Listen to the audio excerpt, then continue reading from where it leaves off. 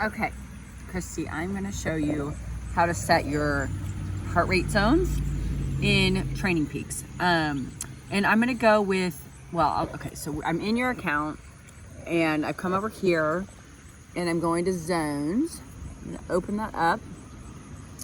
And so it has the heart rate default here. So I'm just gonna click a little pencil guy there, and you can you'll notice here it says default heart rate, which I always use that as the run, because below here then you'll have heart rate zones for the bike.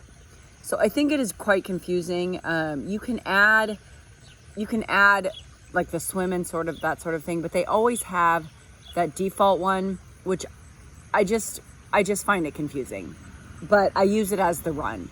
And so I'm going to put here that your threshold heart rate is 170. Now I said when I emailed that it was going to probably be somewhere between 170 and 175.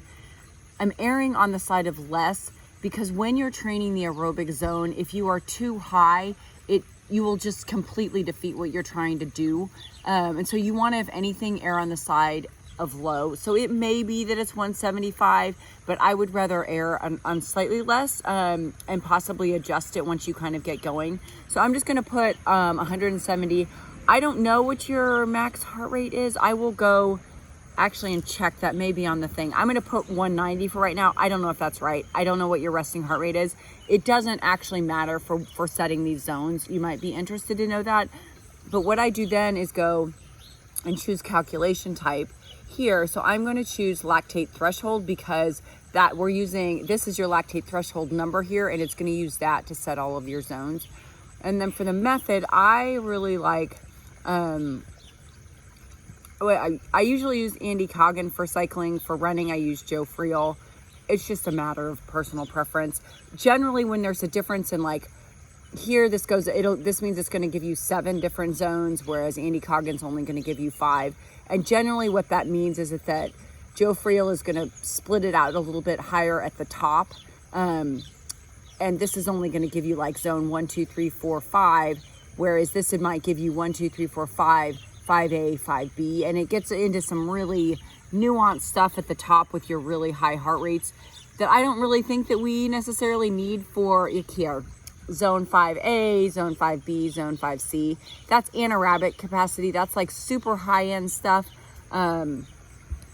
which we don't really tend to do a lot of stuff with. I don't really think it matters. So you could, so here if I go and pick Andy Coggan, who I like, he only gives you 5. So then, maybe it makes it a little bit more clear. So I'm going to leave it on Andy Coggan. You can do whatever you want, but you'll see here, zone 2 shows you at between 117 and 141. That's a pretty wide spread. What I tend to say with that is to cap it at 140 when you're running. And then you don't necessarily need to, you probably won't be in zone 1 very much, but capping your heart rate zone 2 when you're running at 140 is where I would start with that. And then you want to make sure you hit apply. And then it says any changes will affect this athlete. So it means that it affects the stuff in the actual Training Peaks plan.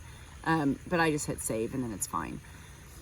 And then for bike heart rate, I'm going to come down here and I'm going to do, 160. It might be 165. I don't think it's such a big deal for the bike heart rate. I think for biking, I tend to use power more for zone 2 training for biking than for the heart rate, which there's a number of reasons for that. I'm happy to discuss that with you, but it's good to know this, I think. But I think if you really want to do zone 2 training for the heart rate on the bike, that actually using your power zones is better.